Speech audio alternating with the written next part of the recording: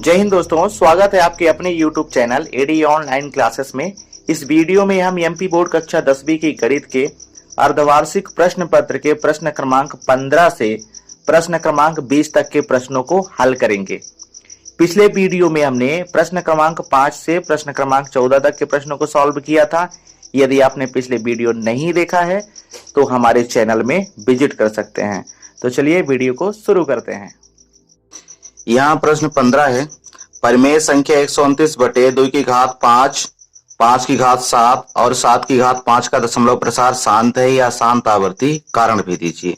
ठीक है, तो आपको पता होगा कि यदि कोई परिमेय संख्या p बटे q के रूप की है, जहां पर p और q सहअभाज्य संख्याएं हैं और q बराबर नहीं 0 है, तो यदि q का अभाज्य गुणनखंड q, ठीक है, परिमेय संख्या का हर जिसका अभाज्य गुणनखंड 2 की घात n और 5 की घात m के रूप का है, तब परिमेय संख्याओं का दशमलव प्रसार शांत होता है।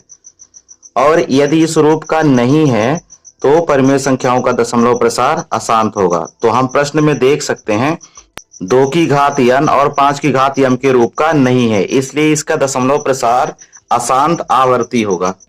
तो इस प्रश्न का उत्तर आप कुछ इस प्रकार से दे सकते हैं। ठीक है, यहाँ पर आपको लिखना है कि जो दी गई परिमेय संख्या है उसका दशमलव प्रसार अशांत आवर्ती होगा, क्योंकि एक परिमेय संख्या p बटे q जहां p और q सहअभाज्य संख्याएं हैं तथा q 2 की पावर n 5 की पावर m के रूप का नहीं है, जहां n m ऋणोत्तर पूर्णांक हैं, तब दी गई परिमेय संख्या का दशमलव प्रसार अशांत आवर्ती होता है। ठीक है, अब अगला प्रश्न है प्रश्न क्रमांक 16। द्विघात बहुपद x स्क्वायर माइनस 3 के शून्यक ज्ञात कीजिए और शून्यकों तथा गुणांकों के बीच के संबंध की जांच कीजिए। दोस्तों, यहां पर जो बहुपद दिया गया है वो एक्स स्क्वायर माइनस 3 है, लेकिन द्विघात बहुपद का जनरल फॉर्म होता है a x square plus b x plus c के रूप का। यहां पर आप देखिए एक्स स्क्वायर दिया गया है और अचर पद सी दिया गया है, लेकिन बी एक्स वाला जो ये बीच वाला पद है यहाँ नहीं दिया गया है। तो इसके लिए हम एक सर्वसमीका का यूज करेंगे। वो सर्वसमीका a square minus b square बराबर a plus b into a minus B. तो इसको कुछ इस प्रकार से लिख सकते हैं। देखिए यहाँ पर एक्स स्क्वायर दिया गया है, लेकिन 3 जो है तो यह स्क्वायर में नहीं है, तो इसको लिखेंगे x square minus under root 3 का स्क्वायर। अंडर रूट और ये स्क्वायर आपस में कैंसिल हो जाएंगे तो अपने पास 3 बचेगा, और इस एक्स स्क्वायर माइनस 3 को इस प्रकार से लिख सकते हैं। तो चलिए इस प्रश्न को सॉल्व करते हैं। तो आपको लिखना है द्विघात बहुपद एक्स स्क्वायर माइनस 3 में सर्वसमीका a square minus b square बराबर a plus b into a minus b का प्रयोग करके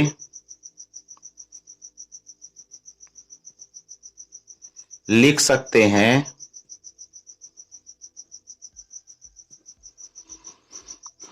x square minus under root 3 का स्क्वायर। तो हो जाएगा एक्स प्लस अंडर रूट 3 और एक्स माइनस अंडर रूट 3। अब शून्यक निकालने के लिए इन गुणनखंडों के बराबर में 0 रखेंगे, तो एक्स प्लस अंडर रूट 3 बराबर 0 या एक्स माइनस अंडर रूट 3 बराबर 0। तो होगा एक्स बराबर माइनस का अंडर रूट 3, क्योंकि ये वाला जो प्लस का अंडर रूट 3 है इस साइड जाएगा तो माइनस में हो जाएगा, या एक्स बराबर ये माइनस अंडर रूट 3 है और ये इस साइड जाएगा तो प्लस का अंडर रूट 3 हो जाएगा। ठीक है, तो हमें दो शून्यक मिले, माइनस अंडर रूट 3 और अंडर रूट 3। तो लिखेंगे अतः एक्स स्क्वायर माइनस 3 के शून्यक माइनस अंडर रूट 3 तथा अंडर रूट 3 है। अब शून्यकों तथा गुणांकों के बीच के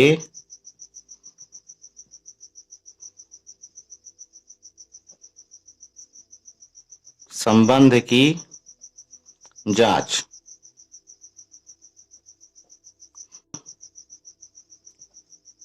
शून्यकों का योग अल्फा प्लस बीटा बराबर, यहाँ जो हमें शून्यक मिले हैं इनको जोड़ना है, तो √3 प्लस और माइनस का √3, √3 प्लस माइनस माइनस √3 बराबर 0। 0 को लिखेंगे 0/1। ये 0 जहां पर माइनस x का गुणांक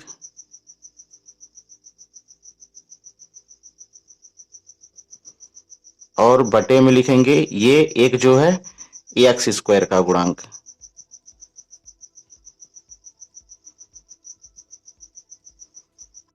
अब इसके बाद शून्यकों का गुणनफल,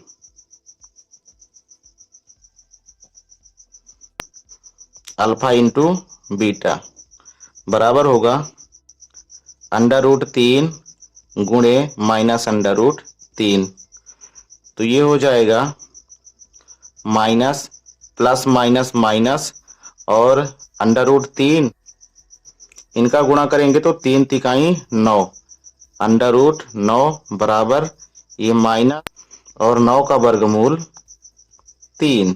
ठीक है, -3 को लिखेंगे -3/1 बराबर हो जाएगा अचर पद बटा x² का गुणांक। ठीक है फ्रेंड्स, तो इस प्रकार से इस प्रश्न का हल आपको लिखना है। अब बढ़ते हैं नेक्स्ट क्वेश्चन में। प्रश्न क्रमांक 17, 5 संतरे और 3 सेबों का मूल्य ₹35 है तथा 2 संतरे और 4 सेबों का मूल्य ₹28 है, तब एक संतरा तथा एक सेब का मूल्य ज्ञात कीजिए। यह प्रश्न 2 चर वाले रैखिक समीकरण का प्रश्न है। इस प्रश्न को हल करने के लिए जो आपसे प्रश्न में पूछा जा रहा है तो उसको आपको मान लेना है। तो हम मानेंगे, माना एक संतरे का मूल्य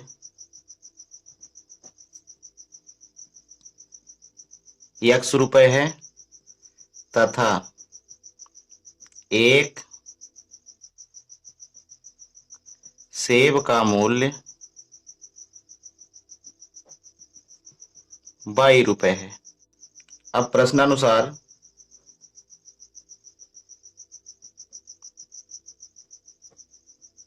पांच संतरे 3 सेब का मूल्य ₹35 है, तो लिखेंगे 5x प्लस 3y बराबर 35।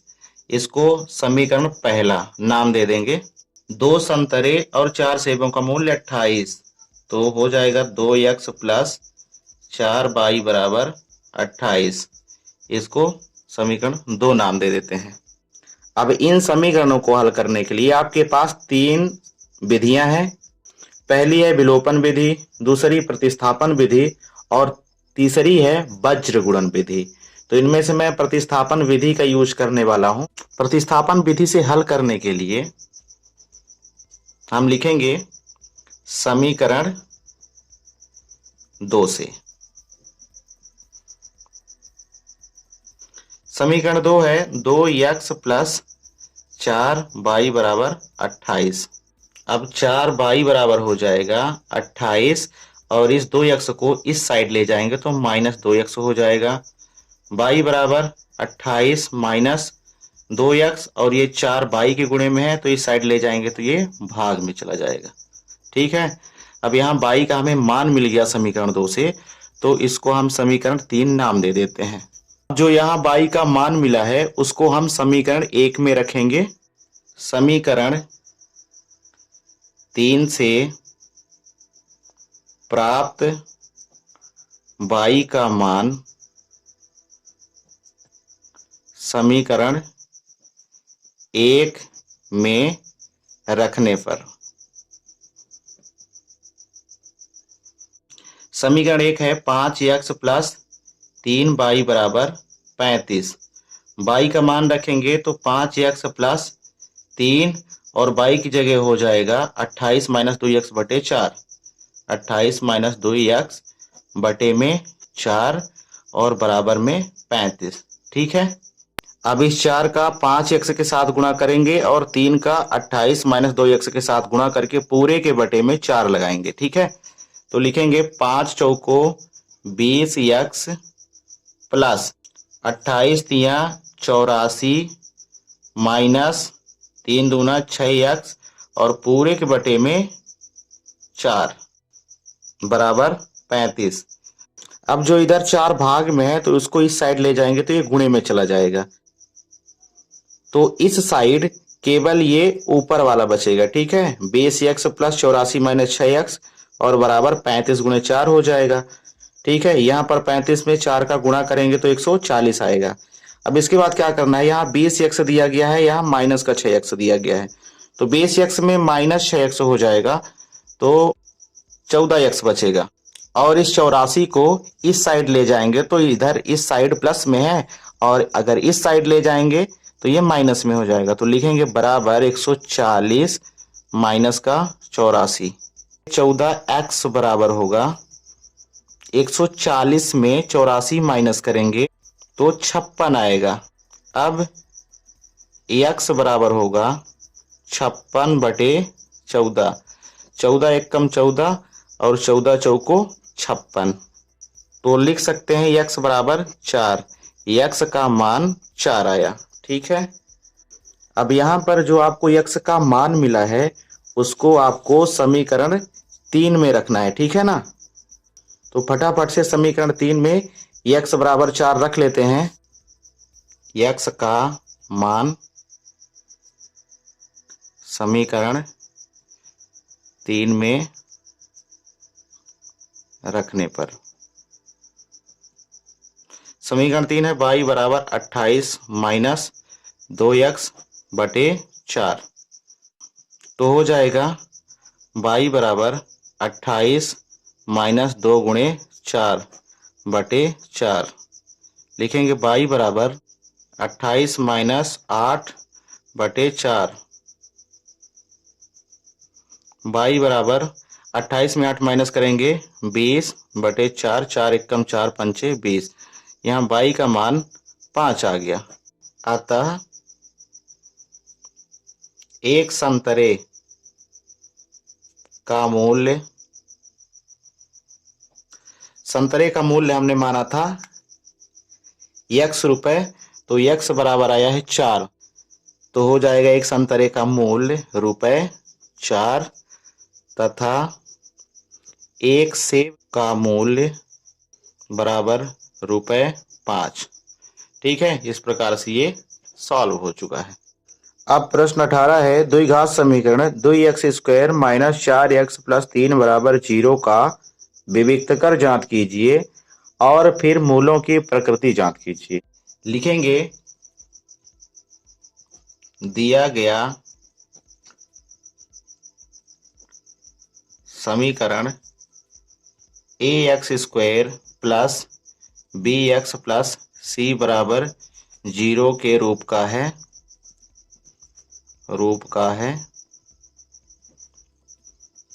जहां a बराबर 2, b बराबर -4 और c बराबर यहां पर 3 दिया गया है। ठीक है। तो विविक्त कर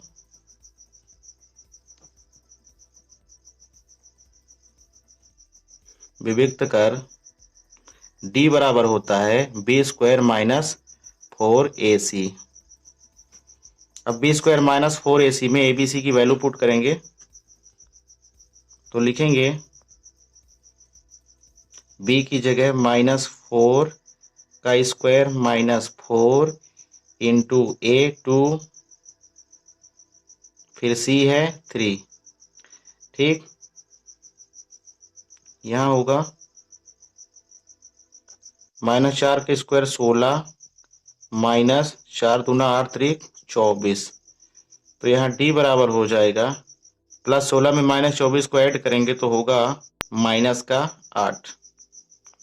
डी बराबर यहाँ आ गया -8। अब यहाँ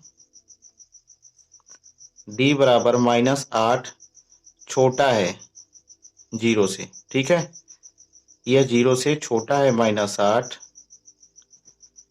अतः दिए गए समीकरण के कोई वास्तविक मूल नहीं है। यहाँ पर d बराबर -8 0 से छोटा है, इसलिए इस समीकरण के कोई वास्तविक मूल नहीं होंगे। और यदि d बराबर 0 होता, d के बराबर 0 होता, तो दोनों मूल बराबर होते। और जब d बड़ा होता है 0 से, तब जो समीकरण दिया होता है उसके मूल वास्तविक होते हैं।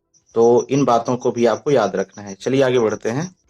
प्रश्न 19वां है, किसी एपी का 17वां पद उसके 10वें पद से 7 अधिक है, इसका सारवंतर ज्ञात कीजिए। यहाँ प्रश्न में 17वां पद 10वें पद से 7 अधिक है, तो इसके लिए लिख सकते हैं, चूंकि 17वां पद उसके 10वें पद से 7 अधिक है।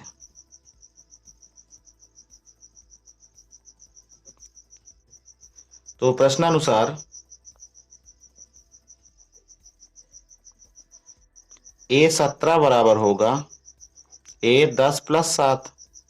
ठीक है, ए 17 होता है a + 16d, और यहाँ हो जाएगा a + 9d + 7।